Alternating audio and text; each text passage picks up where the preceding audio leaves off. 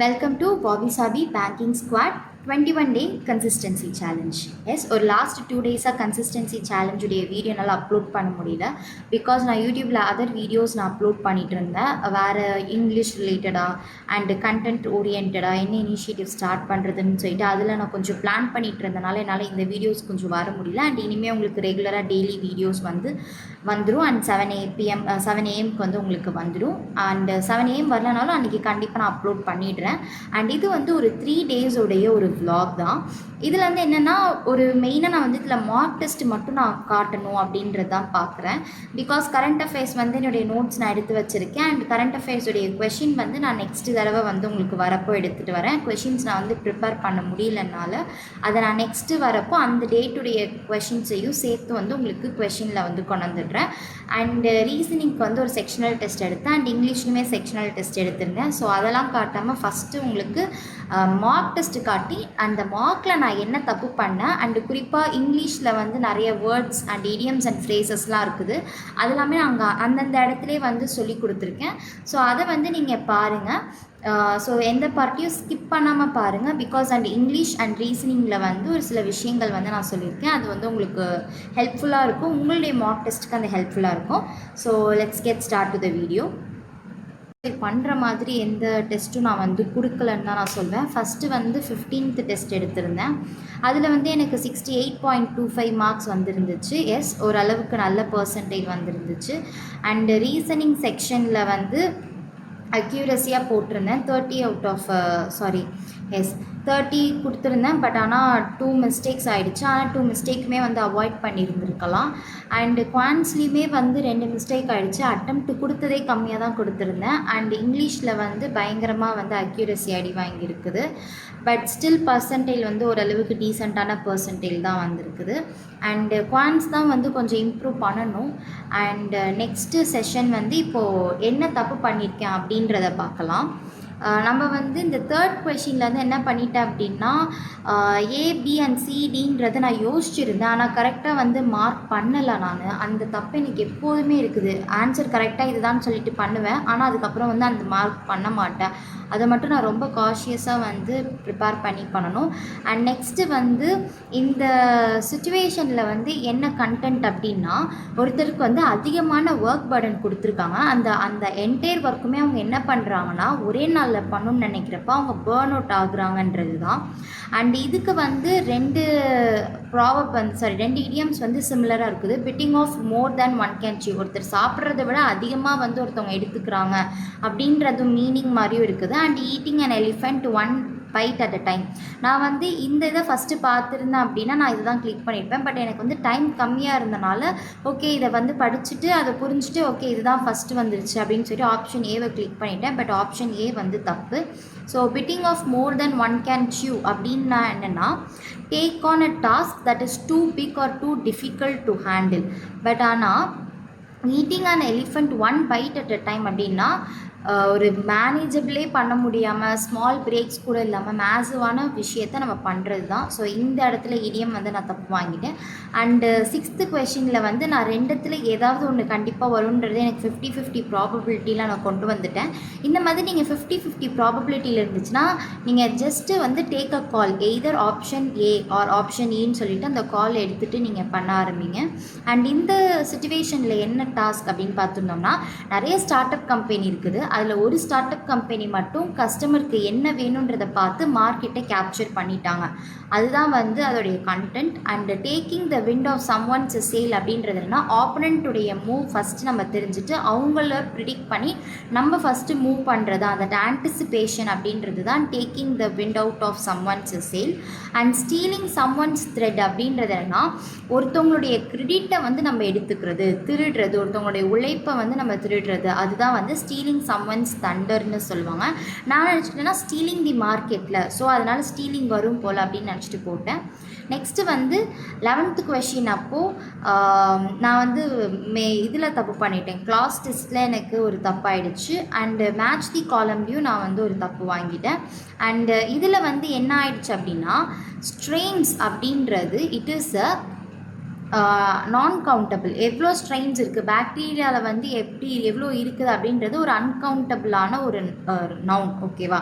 இப்படி அன்கவுண்டபிளான நவுன் எல்லாத்துக்குமே வந்து நம்ம என்ன யூஸ் பண்ணுவோம் அப்படின்னா லெஸ் யூஸ் பண்ணுவோம். ஓகேவா? லெஸ்ஸுன்றதுல ஆனால் இங்கே ஸ்ட்ரெயின்ஸுன்றது ஒரு எஸ்ல ப்ளூரல் ஃபார்மில் கொடுத்துருக்காங்க. இப்போ ப்ளூரலில் கொடுத்துருக்காங்க அப்படின்னா கவுண்டபிள் நவுன் நம்ம அந்த இடத்துல லெஸ்ஸுக்கு பதிலாக என்ன யூஸ் பண்ணணும்னா ஃபியூவருன்றதை யூஸ் பண்ணணும். இந்த எரரை வந்து நம்ம எரர் ஸ்பாட்டில் வந்து பார்க்கலாம். அண்ட் இந்த எரர் நீங்கள் இப்போ தெரிஞ்சு வச்சுக்கோங்க.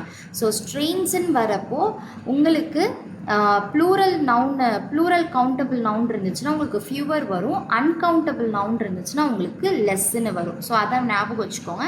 நெக்ஸ்ட்டு வந்து 21st கொஷினில் என்ன பண்ணிட்டேன் அப்படின்னா த மாடர்ன் பிளாட்டர் அப்படின்றத நான் என்ன நினச்சிக்கிட்டேன் அப்படின்னா ஓகே ஒரு பிளாட்டை வந்து பண்ணுறவங்க அப்படின்னு சொல்லிட்டு ஒரு பர்சன் நான் நினச்சிட்டேன். ஆனால் அது வந்து ஒரு மெஷினாக இருந்துச்சுன்னா அந்த இடத்துல நம்ம ஹூம்னு போடுவோம். மெஷினாக இருந்துச்சுன்னா அந்த இடத்துல விச் அண்ட் தட்டு போடுவோம். நம்ம ஒரு பர்சனாக இருந்தால் அந்த இடத்துல நம்ம வந்து ஹூ யூஸ் பண்ணுவோம். ஓகே, ஸோ நெக்ஸ்ட்டு கொஷின் வந்து 30th கொஷின். இது ரெண்டுத்துலையுமே 30 and 31லாம் வந்து நான் வந்து இதுதான் தப்பு பண்ணியிருக்கேன். சென்டென்ஸ் ரீஅரேஞ்ச்மெண்ட் அண்ட் ஃப்ரேசல் அந்த பேராகிராஃபில் என்ன கோஹரண்ட்டாக வரும் அப்படின்றத போடாமல் விட்டுட்டேன். அண்ட் நெக்ஸ்ட்டு வந்து குவான்ஸில் வந்து பார்க்குறப்போ எஸ் இந்த கொஷின்லாம் வந்து நான் வந்து கொஞ்சம் கரெக்டாகவே போட்டேன். அண்ட் இதில் வந்து நான் என்ன பண்ணிட்டேன்னா கால்குலேஷன் எரர் ஆகிடுச்சு. அண்டு இதுலேயுமே வந்து பார்த்தோம் அப்படின்னா நான் என்ன பார்த்தேன் அப்படின்னா பார்ட்னர்ஷிப்பில் ஓகே நம்மளுக்கு வந்து கேபிட்டலோட ரேஷியோ கொடுத்துட்டாங்க, டோட்டல் ப்ராஃபிட் கொடுத்துட்டாங்க, ஏவோட ஷேர் கொடுத்துட்டாங்க, டைம் கொடுத்துட்டாங்க, எல்லாமே கொடுத்துட்டாங்க. அப்போ நம்மளால் அமௌண்ட் கண்டுபிடிச்சிட முடியும்னு நினச்சி நான் அதை சால்வ் பண்ணாமே போட்டேன். பட் ஆனால் அந்த மாதிரி கண்டுபிடிக்க முடியாது போல், இது தப்பு. ஓகே, ஸோ நெக்ஸ்ட்டு கொஷின் நம்ம பார்க்கலாம். ரீசனிங்கில் வந்து 2 தப்பு வாங்கியிருக்கேன். ரெண்டுமே வந்து என்ன அப்படின்னா பசில் தான். பசிலில் வந்து இந்த 2 இது ஆக்சுவலாக பசில் நான் போட்டது தப்பு. ஆனால் வந்து என்னவோ தெரில மீதி எல்லா கொஷினும் எனக்கு கரெக்ட் ஆகிடுச்சு. சம்டைம்ஸ் நம்மளுக்கு அந்த மாதிரி ஆகும். அண்டு இந்த இது வந்து தப்பு. பட் ஆக்சுவலாக பார்த்தா பசில்லே வந்து நான் டீகோட் பண்ணது தப்பாக தான் டீகோட் பண்ணியிருக்கேன்.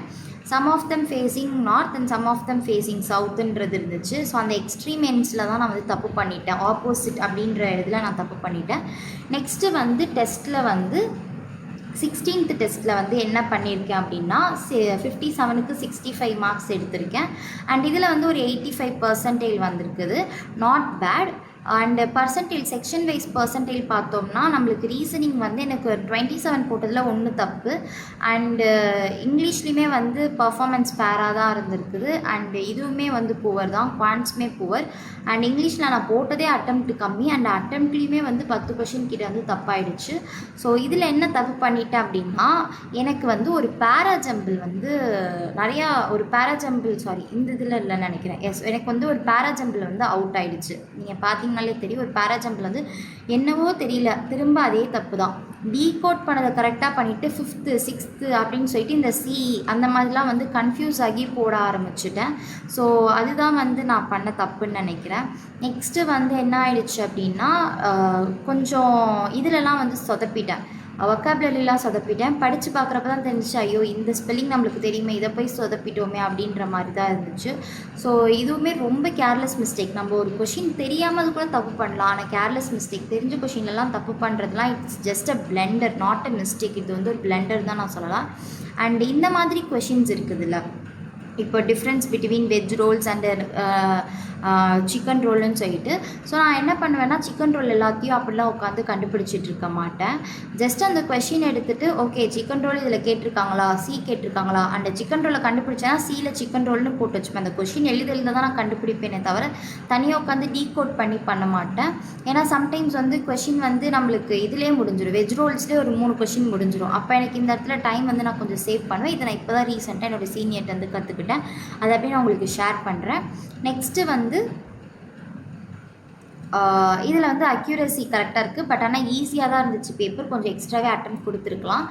அண்டு ரீசனிங்கில் வந்து பார்த்தோம் அப்படின்னா அட்டெம்ப்ட் வந்து ஒரு அட்டெம்ப்ட் இதில் வந்து தப்பு வாங்கிட்டேன். இது வந்து என்னென்னா போட்டதெல்லாம் கரெக்டு தான், இது தப்பாக போய் கிளிக் ஆகிடுச்சு. என்னோடய இதில் வந்து கொஞ்சம் மவுஸ் கொஞ்சம் ஒர்க் ஆகலை, அதனால் இது போய் தப்பாக கிளிக் ஆகிடுச்சு. அண்ட் அதுதான் மிஸ்டேக். ஸோ அந்த மார்க் நான் எடுத்துக்கலான் இருக்கேன். அண்ட் இது வந்து நான் சரி லாஸ்ட்டில் வந்து நம்ம பசில் பிளட் ரிலேஷன் வைக்கலாம்னு சொல்லிட்டு பார்த்தேன். பட் அதனால் எனக்கு டைம் இல்லை, போட முடியல. ஸோ பிளட் ரிலேஷன் இந்த மாதிரி கொஷின்லாம் நீங்கள் என்ன பண்ணுங்கன்னா லாஸ்ட்டில் வச்சுக்கோங்க. And uncertain number of persons வந்து அன்சர்டைன் ஆஃப் பீப்புள் வந்து உட்காந்துருப்பாங்களே லீனியர் அரேஞ்ச்மெண்ட்டில், அதெல்லாம் வந்து நீங்கள் லாஸ்ட்டில் ரிசர்வ் பண்ணிக்கோங்க. ஓகே. ஸோ நெக்ஸ்ட்டு வந்து 17th டெஸ்ட் வந்து பார்க்கலாம். அதில் வந்து என்ன ஆயிருக்குது அப்படின்னா ஜஸ்ட் ஒரு 5 மார்க்ஸ் தான் கட் ஆஃப் விட அண்ட் 86% வந்து வாங்கியிருக்கேன். அண்ட் இதில் வந்து என்ன அப்படின்னா அகெயின் இங்கிலீஷ் வந்து சொதப்பல் தான். அண்டு இதில் வந்து என்ன வழக்கம் போல் வந்து ரீசனிங் நல்லா பண்ணுவேன். ஆனால் இந்த தடவை ரீசனிங் வந்து காலவாரி விட்டுருச்சு. 5 பசில் வந்து அவுட் ஆகிடுச்சுன்னு நினைக்கிறேன். அண்டு இப்போ வந்து நம்ம உள்ளே போகலாம். அண்ட் இதில் வந்து என்னென்னா ஓகே அகெயின் வந்து இதில் தான் கொஞ்சம் தப்பு வாங்கியிருக்கேன். என்ன சொல்கிறது,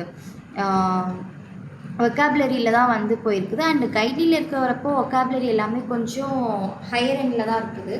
அண்ட் இது நம்ம கஷ்டமாக படிக்கிறப்போ நம்மளுக்கு எக்ஸாம் வந்து கொஞ்சம் ஈஸியாக இருக்கும். ஸோ இந்த வெக்காப்ஸ் எல்லாமே நான் வந்து நோட் டவுன் பண்ணி படிக்க ஆரம்பிப்பேன். அதுவே உங்களுக்கு ஹெல்ப் பண்ணும். அண்ட் அகெயின் வந்து ரீசனிங் எரர் ஸ்பாட்டில் வந்து தப்பு வாங்கிட்டேன். ஸோ எரர் ஸ்பாட்டில் என்ன ஆகிடுச்சு அப்படின்னா இதில் வந்து என்னென்னா குட்டுன்னு வரக்கூடாது. எனக்கு அப்பயே யோசிச்சுட்டு இருந்தேன், பர்ஃபார்ம்டு குட்டுன்னு வராதே, பெர்ஃபார்ம்டு வெல்லுன்னு தானே வரும் அப்படின்னு.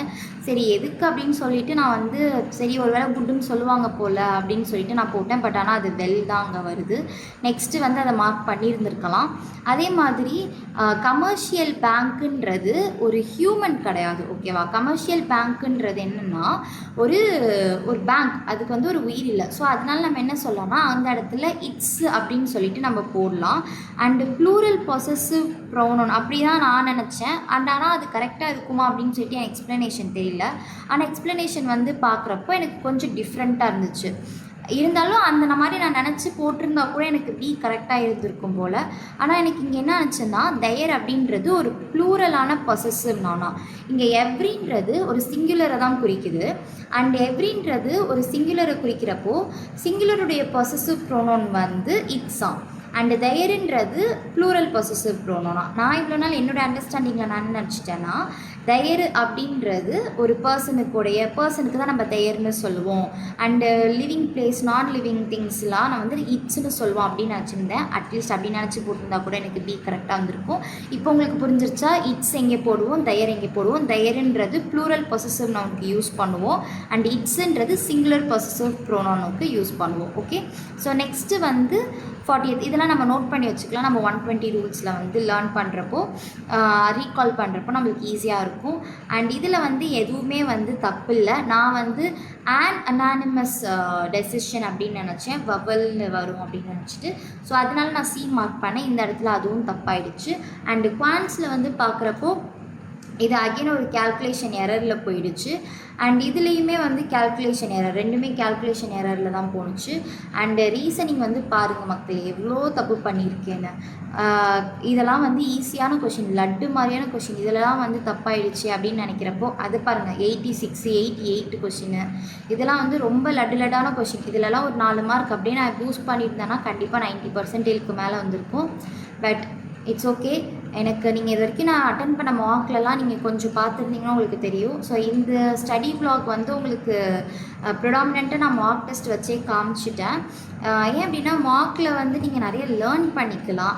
அண்ட் அதனால தான் நான் அந்த மார்க் டெஸ்ட் வச்சு பண்ணேன். அண்டு நான் வேறு எதுவும் பெருசாக காட்டலை. ஏன்னா நான் வேறு எதுவும் பெருசாக அந்த நாட்களில் எதுவும் பண்ணல. பெருசாக செக்ஷனல் டெஸ்ட்டு அதுக்குன்னு தனியாக சால்வ் பண்ணுறது அந்த மாதிரி நான் எதுவுமே ஸ்பெண்ட் பண்ணல. ஸோ அதனால தான் என்னால் காட்ட முடியல கிளிப்பிங்ஸ் எடுத்துகிட்டு. பட் நான் நோட் டவுன் பண்ணியிருக்கேன். அது நோட்ஸ் வேணும்னா நான் வந்து உங்களுக்கு காட்டுறேன். And thank you. Have a great day and please subscribe to my channel. And உங்களுக்கு இந்த வீடியோ வந்து இன்ஃபர்மேட்டிவாக இருந்துச்சு அப்படின்னா please do leave it in the comment section and also share it with your friends. And நம்ம நெக்ஸ்ட்டு ஸ்டடி வ்ளாகில் வந்து பக்காவாக வந்து பார்க்கலாம். ரீசனிங் என்ன பண்ணேன், குவான்ஸ் என்ன பண்ணேன்னு சொல்லிட்டு பக்கா ஒரு ஸ்டடி வ்ளாகாக நான் கொண்டு வரேன். இந்த இதில் சாரி, என்னால் ஒரு மார்க் டெஸ்ட் மட்டும்தான் என்னால் ரிவ்யூ பண்ண முடிஞ்சிச்சு. Sorry for that inconvenience. And next study வ்ளாகில் வந்து we will rectify that. And please subscribe to my channel, share it with your friends. Have a great day, prepare well.